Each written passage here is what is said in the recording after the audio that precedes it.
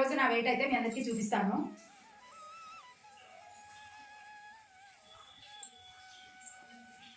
67, 80, 67కి అయితే వచ్చేసాను.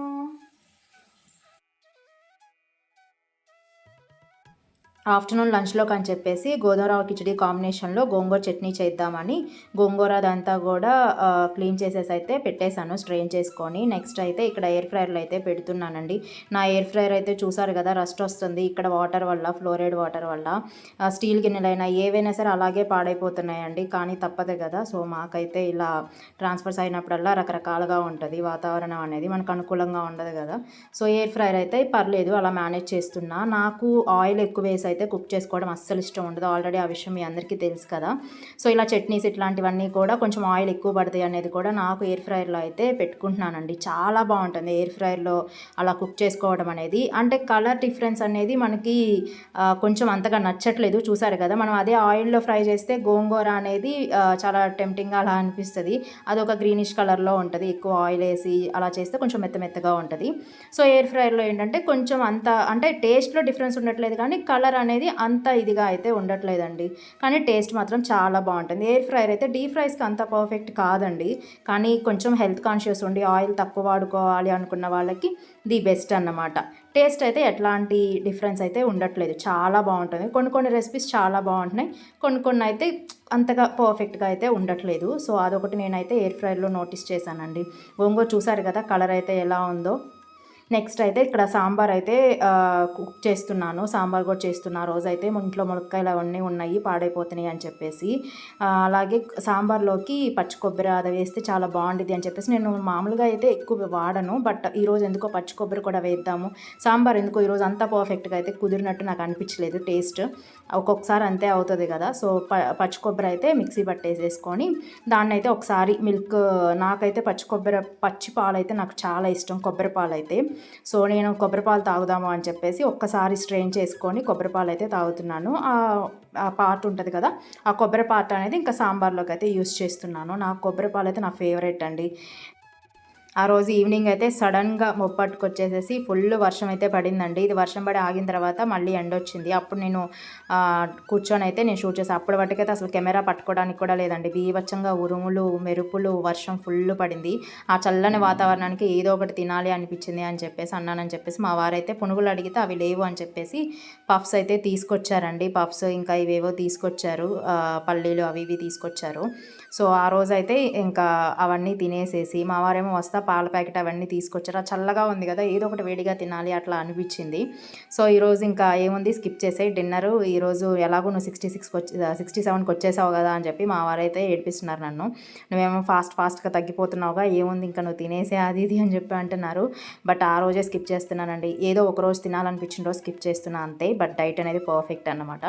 ఇంకా కాఫీ కలుపుకుందామని చెప్పేసి పాలు అవన్నీ కూడా పెట్టేసుకొని, నేను యాక్చువల్గా కాఫీ లవర్ అయితే కాదు, బట్ ఆ రోజు ఆ మూడైతే కాఫీ తాగాలి అలా అనిపించింది. మా వారు కూడా తాగుతా అనేసరికి ఇద్దరం కలిసి తాగుదామని చెప్పేసి ఇంకా కాఫీయే పెట్టేశాను, ఒకరికి టీ ఒకరికి కాఫీ ఎందుకని. ఇంకా క్లైమేట్ అయితే ఆ రోజు చాలా చల్లగా పీస్ఫుల్గా అనిపించింది. అబ్బాయి ఒక్కపోతే ఇవాళ రోజు తప్పించుకున్నారా బాబోయ్ అనిపించింది. ఇంకా కూర్చొని ఇద్దరం అయితే కాఫీ తాగుతున్నాము. హాయ్ అండి, అందరూ ఎలా ఉన్నారు? మేమైతే చాలా బాగున్నాము. ఈరోజు మార్నింగ్ అయితే డ్రై ఫ్రూట్స్ అవన్నీ అయితే తినేసేసానండి, అయిపోయింది. ఇప్పుడైతే లంచ్ కోసం అని చెప్పేసి సోయా ఫ్రైడ్ రైస్ అయితే కుక్ చేస్తున్నాను. సో ఎలా చేస్తున్నా ఏంటి అనేది చూడండి. చాలామంది రీషేవ్ గురించి అయితే అడుగుతున్నారండి. రీషేవ్ అయితే అవ్వదండి, ఎందుకంటే ఆల్రెడీ 2 times అయితే చేశాను. బట్ అప్పుడు ఆ టైంలో ఏంటంటే వీడియో అయితే నేనేమీ షూట్ చేయలేదు. సో నేను గెస్ట్ చేయలేదు, ఆల్రెడీ గుండు చేయించుకున్నా కదా అప్పుడు తీసుకున్నాను వీడియో అని చెప్పేసి నేను వీడియో అయితే ఏమీ షూట్ చేయలేదు. మా వారు మన రీషేవ్ అని అందరూ అడుగుతుంటే సో అప్పుడు అంటున్నారు, నువ్వు అసలు ఒక యూట్యూబర్ అని నీకు గుర్తుందా, నువ్వు రీషేవ్ చేసుకునేటప్పుడు వీడియో తీసుకోవాలి కదా అని చెప్పి అన్నారు. సో నిజమే కదా అని నేను అనుకున్నానండి. కాకపోతే రీషేవ్ చేసేటప్పుడు వీడియో అయితే లేదు. సో రీషేవ్ వీడియో అయితే నేను మళ్ళీ తీసుకురాలేను. సో రీషేవ్ వీడియో పెట్టడం అయితే అవ్వదండి నేను, ఎందుకంటే వీడియో నేను తీయలేదు. సో వీడియో అయితే నేను పెట్టలేను. సో రీషేవ్ అయితే మళ్ళీ చేయించుకోలేనండి. సో ఆల్రెడీ 2 times చేశాను. సో వెంటనే చేశాను కాబట్టి ఇప్పుడైతే రీషేవ్ అయితే ఏమీ చెయ్యనండి, చేయాలని ఆలోచన కూడా లేదు. ఎందుకంటే ఇంట్లో అయితే కొంచెం ఫంక్షన్స్ అవన్నీ ఉన్నాయి. సో కొంచెం నాకేంటంటే క్రాఫ్ట్ లాగా అట్టు పెట్టుకోవాలి, కొన్నాళ్ళు క్రాఫ్ట్ మెయింటైన్ చేయాలని అయితే ఉంది. సో కొంచెం ఒత్తుగా రావాలి అని ఉంది. ఈ టైప్లో అయితే నా హెయిర్ అయితే నాకే నచ్చట్లేదండి చూసుకోవడానికి. గుండు బాగుంది, ఇంకొంచెం క్రాఫ్ వస్తే ఇంకా బాగుండిద్ది. బట్ ఈ స్టేజ్ ఆఫ్ హెయిర్ అనేది నచ్చట్లేదు. సో అంటే జుట్టు ఇట్లా నిటారుగా వస్తుంది. సో అదైతే నచ్చట్లేదండి. హెయిర్ కొంచెం పక్కకి వెళ్ళిపోతే పక్కకి వాలితే బాగుండిద్ది అనే థాట్లో ఉన్నాను. సో దానికోసం నేను వెయిట్ చేస్తున్నా. ఒక 2 months పట్టిద్దేమో చూడాలి. సో అది కొంచెం స్లోగా ఉంది కాబట్టి హెయిర్ గ్రోత్ మేబీ 3 months పడుతుందేమో అని చెప్పేసి నేను వెయిట్ చేస్తున్నా. మళ్ళీ రీషేవ్ చేయించుకొని మళ్ళీ ఈ స్టేజ్లో అయితే నేను హెయిర్ చూసుకోవాలని నేను అనుకోవట్లేదండి. సో నేను అందుకని చెప్పేసి రీషేవ్ అట్లా ఏం చెయ్యను. కొంచెం ఫాస్ట్గా హెయిర్ గ్రోత్ అవడానికి చిన్న చిన్న టిప్స్ అట్లాంటివి ఫాలో అవుతున్నాను. అంటే హెయిర్ ప్యాక్స్ కానివ్వండి అట్లాంటివి, ఎందుకంటే ఫస్ట్ డ్రాండ్రఫ్ ఇదంతా క్లియర్ చేసుకుందామని చెప్పేసి. సో అలా అయితే ఫాలో అవుతున్నాను. సమ్మర్ కదా, ఎలాగూ ప్రతిరోజు హెడ్ బాత్ చేస్తూ కొంచెం టిప్స్ అయితే ఫాలో అవుతున్నాను. తీసుకునే ఫుడ్ ఇంటేక్ కరెక్ట్గా ఉంటే మన హెయిర్ గ్రోత్ అనేది బాగుంటుంది. సో నేను ఇప్పుడైతే రీషేవ్ అయితే చేయట్లేదు. మీరు అడిగిన క్వశ్చన్స్కి ఆన్సర్ అయితే రీషేవ్ చేసిన వీడియో అయితే ఇంతకుముందు 2 times చేశాను కదా, అది లేదండి. నేను గుండు చేయించుకున్న వీడియోనే ఉంది, అదైతే నేను మీకు పెట్టాను. సో అంతే, అదైతే మీకు క్లారిటీ ఇద్దాము అని చెప్పేసి నేను అనుకున్నాను. సో నేనైతే క్రాఫ్ట్ మెయింటైన్ చేయండి అని చెప్పి సజెషన్స్ ఇచ్చారు కదా, అవునండి నేను కూడా అదే అనుకున్నాను. కొన్నాళ్ళు క్రాఫ్ట్ మెయింటైన్ చేద్దామని. క్రాఫ్ట్ మెయింటైన్ చేస్తాను. ఒక 3 months ఆగిన తర్వాత క్రాఫ్ట్ కూడా వస్తుంది కదా, సో అప్పుడు నాకు కూడా చూసుకోవాలని ఉంది. సో నేను కూడా దానికోసమే వెయిట్ చేస్తున్నాను. సో ఈరోజు అయితే నేను సోయా ఫ్రైడ్ రైస్ అయితే చేస్తున్నానండి. నేను ఎలా చేస్తున్నా ఏంటి అనేది ఫాస్ట్గా అయితే చూపిస్తాను, చూసేసేయండి. సోయా ఫ్రైడ్ రైస్ చేద్దామని చెప్పేసి ఇంకా బాస్మతి రైస్ అయితే కుక్ చేసుకున్నానండి. కుక్ చేసేసుకొని ఇంకా అవైతే చల్లారటానికి అని చెప్పేసి పెట్టేసుకున్నాను. సోయా ఫ్రైడ్ రైస్ ఇంతకు ముందు కూడా ఇంట్లో ట్రై చేశాను, చాలా బాగా వచ్చింది. అంటే మనకి నాకైతే వెజ్ ఇట్లా నాన్ వెజ్ తినటం మానేశాను కదా, సో వెజ్లోనే ఇలా డిఫరెంట్ ఫ్రైడ్ రైసెస్ ఇట్లాంటివి కూడా నేను ట్రై చేస్తున్నానండి. ఏదైనా సరే తినాలి అనిపిస్తుంటే నేను ఆఫ్టర్నూన్ టైంలో అయితే అవి తింటున్నాను. ఇప్పుడు ఈవెన్ కర్డ్ రైస్ కానివ్వండి, లేకపోతే ఇట్లాంటివి ఏవైనా సరే కొంచెం హెవీ మీల్ నేను తినాలి అట్లా అనుకున్నప్పుడు, లైక్ బిర్యానీ ఇట్లాంటివి ఏవైనా సరే వెజ్లోనే చేసుకుంటున్నాను. ఆల్రెడీ మీకు వీడియోస్ కూడా ఇంతకుముందు నేను వీడియోస్ పెట్టాను కదా, అట్లా తీసుకుంటున్నాను. ఆఫ్టర్నూన్ టైమే నేను తీసుకుంటున్నాను. మార్నింగ్ ఈవినింగ్ అనేది కొంచెం కేర్ తీసుకొని అట్లా అయితే చేస్తున్నాను. అలా చేస్తూనే ఈ 1 monthలో నేను 2 kgs అయితే నేను తగ్గానండి. సో ఏదైనా సరే మనకి ఇష్టం వచ్చింది కొంచెం బయటకు వెళ్ళినప్పుడు తిన్నా అలా చేసినా సరే గ్రామ్స్లోనే వెయిట్ అనేది కొంచెం మనం అట్లా పెరుగుతున్నామే తప్ప కేజెస్లో అయితే అసలు వెయిట్ పెరగడం అట్లా ఏం లేదండి. నాకు అదొకటి బాగా నచ్చింది. సో లైఫ్ లాంగ్ ఇలా మెయింటైన్ చేయొచ్చు అనేది నాకైతే అర్థమైంది పర్సనల్గా. నేను ఎందుకంటే నేను ఏ న్యూట్రిషన్ దగ్గర జాయిన్ అవ్వలేదు, ఏది తెలియదు కదా, సో అంతా కూడా నా మీద నేనే ప్రయోగం చేసుకున్నాను.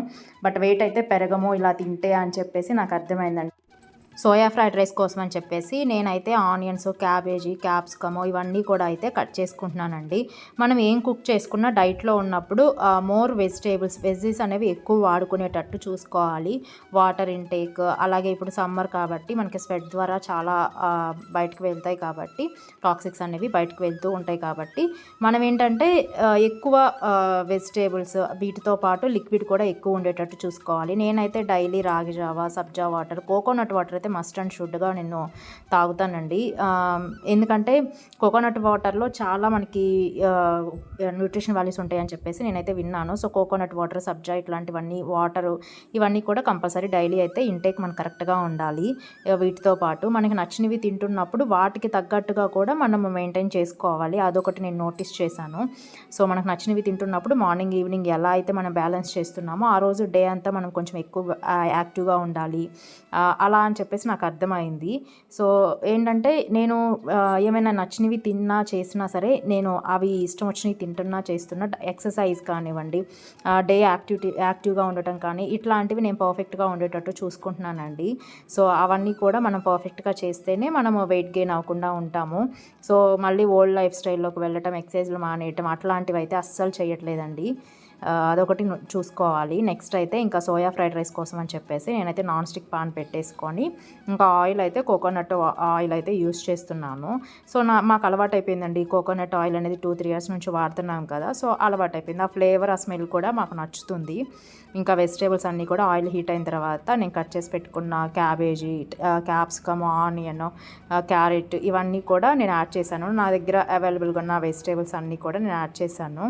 నెక్స్ట్ అయితే సోయా అయితే ఒక్కసారి గట్టిగా పిండేసేసి వాటర్ లేకుండా చూసుకొని సోయా కూడా వేశాను. ఇవన్నీ కూడా మనము సోయా కొంచెం ఫ్రై అవ్వాలండి. ఫ్రై అవ్వకపోతే మెత్తగా ఉన్నట్టు అనిపిస్తుంది. అదే ఫ్రై అయితే మనకి లైట్గా చికెన్ ఫ్రైడ్ రైస్ తింటున్నాము అన్న ఫ్లేవర్ అయితే వస్తుంది. లైట్గా దగ్గరగా ఉంటుంది. నేను సేమ్ ఉంటుందని చెప్పట్లేదు. సో నెక్స్ట్ అయితే సాల్ట్ అయితే వేసాను. వెజిటేబుల్స్ అన్నీ కూడా కొంచెం సాఫ్ట్ అవ్వడానికి కోసం అని చెప్పేసి నేను ఇక్కడ వెజిటేబుల్స్ అనేవి అయితే మనకి పూర్తిగా ఉడకాల్సిన అవసరం లేదు కదా. సో అవి కొంచెం సాఫ్ట్ అయిన తర్వాత కారము అలాగే లైట్గా సాసెస్ అయితే వేస్తున్నానండి. Soya sauce, dark soya sauce అయితే వేసాను. అలాగే కొంచెం వెనిగర్ కూడా యాడ్ చేస్తాను. వెనిగర్ కూడా యాడ్ చేసుకున్నాను. వెనిగర్ కూడా యాడ్ చేసుకున్న తర్వాత లైట్గా అన్నమాట, చాలా తక్కువ వేస్తాను సాసెస్ అనేవి. ఒకసారి మొత్తం కూడా కలిపేసేసుకొని కొంచెం ఫ్రై అయిన తర్వాత ఇదంతా కూడా హై ఫ్లేమ్లోనే చేస్తున్నానండి. మనకి ఫ్రైడ్ రైస్ చేసేటప్పుడు కొంచెం హై ఫ్లేమ్లో చేస్తేనే బాగుండిద్ది. పూర్తిగా వెజిటేబుల్స్ అని కుక్ అయినా సరే అంత ఫ్లేవర్ అయితే అంతగా బాగోదు కదా. సో నాకైతే అలానే అనిపిస్తుంది. నెక్స్ట్ అయితే ఇంకా రైస్ చల్లార్చుకున్న రైస్ అయితే నేను వేసాను. బాస్మతి రైసే నేను కుక్ చేస్తున్నాను. విడిగా వైట్ రైస్ తినేటప్పుడు కూడా ఎక్కువ బాస్మతి రైసే నేను ప్రిఫర్ చేస్తున్నానండి.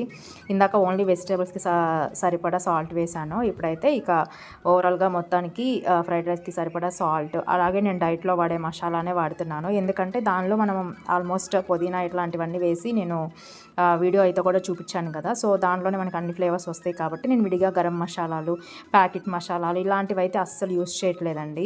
ఇంకా ఫ్రైడ్ రైస్ కూడా మొత్తం కలిసేటట్టుగా కలిపేసేసుకున్నాను. నెక్స్ట్ అయితే వీటన్నిటిని కూడా ఒక్కసారి ఫ్రై అయిన తర్వాత ఒకసారి మొత్తం కలిపేసేసుకొని కొంచెం రైస్ అనేది కొంచెం హీట్ అయిన తర్వాత చల్లార్చాను కదా. సో అది కొంచెం హీట్ అయిన తర్వాత పైనుండి కొత్తిమీర అదంతా కూడా వేసేసుకున్నాను. కొత్తిమీర వేసేసుకొని ఒకసారి కలిపేసేసుకుంటున్నాను. చాలా బాగా వచ్చిందండి. టేస్ట్ అయితే నాకు చాలా బాగా నచ్చింది. ఇలాంటివి ఏంటంటే ఫాస్ట్గా అయిపోతాయి. మనం వంటగదిలో కూడా ఎక్కువ టైం స్పెండ్ చేయాల్సిన అవసరం ఉండదు. ఇప్పుడు సమ్మర్ కదా, మనం ఇట్లాంటి 1 pot మీల్ ఇట్లాంటివి ప్రిఫర్ చేయడం చాలా బెటర్ అండి. ఎందుకంటే ఫాస్ట్గా అయిపోతాయి. స్టవ్ ముందు ఎక్కువసేపు నుంచోవాల్సిన అవసరం ఉండదు కదా. సో అందుకని చెప్పేసి ఓన్లీ మనకి టైం వల్ల వెజీస్ కట్ చేసుకోవడమే. సో అదొక్కటి కొంచెం మనం చూసుకుంటే మిగతావన్నీ కూడా చాలా ఫాస్ట్గా అయిపోతాయి. ఒకసారి అయితే కలిపేసేసుకొని నెక్స్ట్ అయితే నేను ఇంకా ప్లేట్లోకి అయితే తీసేసుకుంటున్నాను. కొంచెం ఆనియన్స్ ఇందాక వేసి ఇంకా సగం అయితే కొంచెం అట్టు పెట్టాను. సో ఆనియన్స్ అన్నిటిని కూడా ఇక్కడ పైన అయితే నేను వేసుకుంటున్నాను. తినేటప్పుడు పచ్చి ఆనియన్స్ తగులుతూ ఉంటే చాలా బాగుండిద్ది అని చెప్పేసి. మన ఛానల్ కనుక ఎవరైనా సరే ఫస్ట్ టైం చూస్తున్న వాళ్ళైతే సబ్స్క్రైబ్ చేసుకొని లైక్ చేసి వీడియోని అయితే షేర్ చేయండి. ఓకే అండి, బాయ్. మరొక మంచి వీడియోతో అయితే మళ్ళీ మీ అందరినీ కలుస్తాను.